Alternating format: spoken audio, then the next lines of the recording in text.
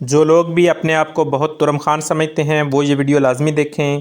یہ چند منٹ کی ویڈیو دولت اور دنیا کے بارے میں آپ کی رائے بدل کے رکھ دے گی۔ 70 اور 80 کی دہائی میں اس کی شہرت اور دولت کا اتنا چرچا تھا کہ شہزادیاں اور شہزادے اس کے ساتھ ایک کپ کافی پینا اپنے لیے اعزاز سمجھتے تھے۔ وہ کینیا میں موجود اپنے وسیع و عریض فارم ہاؤس میں چھٹیاں گزار رہا تھا۔ اس کی کمسن بیٹی نے آئس کریم اور چاکلیٹ کی خواہش کی۔ انہوں نے اپنا ایک جہاز عملہ پیرس بھیجا، جہاں سے آئس کریم خریدنے کے بعد جنیوا سے چاکلیٹ لے کر اسی دن جہاز واپس کینیڈا پہنچا۔ اس کی ایک دن کا خرچہ $1 ملین تھا۔ London, Paris, new York, Sydney سمیت دنیا کے 12 مہنگے ترین شہروں میں اس کے لگژری محلات تھے۔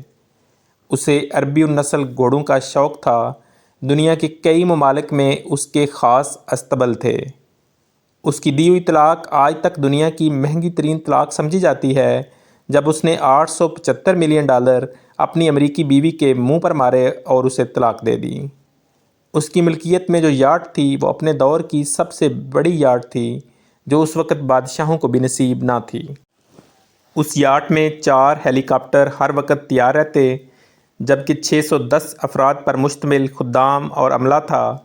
وہ یاٹ بعد میں ان سے برونائی کے سلطان نے خریدی، ان سے ہوتے ہوئے ڈونلڈ ٹرمپ تک پہنچی۔ ٹرمپ نے $29 ملین میں خریدی۔ ان کی اس یاٹ پر جیمز بانڈ سیریز کی فلموں سمیت کئی مشہور ہالی ووڈ فلمیں شوٹ کی گئیں۔ اپنی 50ویں سالگرہ پر اس نے اسپین کے ساحل پر دنیا کی مہنگی ترین پارٹی دی، جس میں دنیا کی 400 معروف شخصیات نے 5 دن تک خوب مستی کی۔ امریکی صدر رچرڈ نکسن کی بیٹی کی ایک مسکراہٹ پر 60,000 پاؤنڈ مالیت کا طلائی ہار قربان کر دیا۔ وہ اسلحے کا بہت بڑا سوداگر تھا۔ ملکوں کے درمیان وہ اسلحے کی ڈیل اور معاہدے کراتا تھا۔ سعودی عرب اور برطانیہ کے درمیان انہوں نے $20 ارب کے معاہدے کرائے۔ شراب اور شباب اس کی کمزوری تھی۔ 4 جائز اور 8 ناجائز بیگمات اس کے عقد میں تھیں۔ یتیموں پر دستِ شفقت رکھنا، بیواؤں کا خیال، مسکینوں کی مدد، سیلاب اور زلزلوں میں انسانی ہمدردی کے تحت فلاحی کام، ان سب سے اسے سخت الرجی تھی۔ اس کا یہ جملہ مشہور تھا کہ آدم علیہ السلام نے اپنی اولاد کی کفالت کی ذمہ داری مجھے نہیں سونپی ہے۔ 80 کی دہائی میں وہ $40 ارب کے اثاثوں کا مالک تھا۔ پھر آہستہ آہستہ اللہ تعالیٰ نے اس کی رسی کھینچ لی۔ اب تنزل و انحطاط کی طرف اس کا سفر شروع ہوا۔ اربوں ڈالرز کی مالیت کے اس کے ہیرے سمندر میں ڈوب گئے۔ کاروبار میں خسارے پہ خسارہ شروع ہوا، قرضے پہ قرضہ چڑھا، سب اثاثے فروخت کر ڈالے۔ اس کے دوست احباب، اس کے چاہنے والوں نے اس سے نظریں پھیر لیں۔ یہ ایک لمبی مدت گمنامی کے پاتال میں چلا گیا۔ کسی کو خبر نہ تھی کہ کہاں ہے۔ پھر ایک دن یہ لندن میں کسی سعودی تاجر کو ملا۔ اس کی حالت غیر ہو چکی تھی۔ اس تاجر سے کہا، وطن واپس جانا چاہتا ہوں، لیکن کرایہ نہیں۔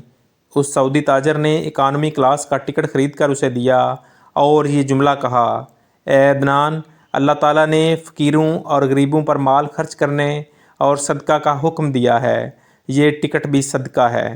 اپنے دور کا یہ کھرب پتی شخص صدقے کی ٹکٹ پر عام مسافروں کے ساتھ جہاز میں بیٹھ کر جدہ پہنچ گیا۔ اس کھرب پتی تاجر کا نام عدنان خاشقجی تھا۔ یہ عرب نژاد ترکی تھا۔ اس کی پیدائش مکہ مکرمہ میں ہوئی تھی۔ اس کا والد شاہی طبیب تھا۔ 2017 میں اس کا انتقال ہو گیا۔ میں نے جب اس شخص کی زندگی کا مطالعہ کیا، یقین جانیے میں ہل کر رہ گیا۔ اللہ تعالیٰ کے انصاف پر میرا ایمان مزید پختہ ہو گیا۔ یاد رکھیں، آپ جتنے بھی طاقتور ہیں، آپ جتنے بھی ثروت مند ہیں، اللہ تعالیٰ کے آگے بہت کمزور ہیں۔ اپنی دولت اور طاقت کو کبھی بغاوت کے لیے استعمال نہ کرنا۔ اللہ تعالیٰ کی پکڑ بڑی سخت ہے۔ رسول اللہ صلی اللہ علیہ وآلہ وسلم زوال نعمت سے ہمیشہ اللہ تعالیٰ کی پناہ مانگتے تھے۔ اللہم انی اعوذ بک من زوال نعمتک۔ ویڈیو اچھی لگے تو میرے چینل کو سبسکرائب کرنا مت بھولیے گا۔ اللہ حافظ۔